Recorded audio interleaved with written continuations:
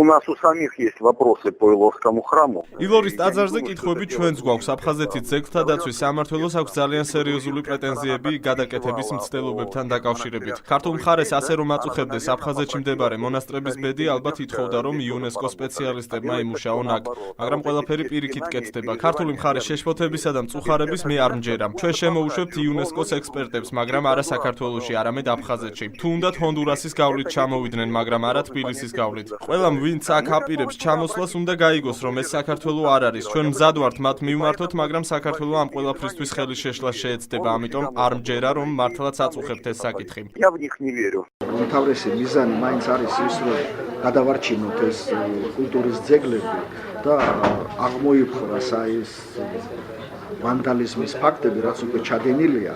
მე მგონი ნებისმიერი გზა არის მისაღები და რაღაცა ფორმა გამოიძებნება.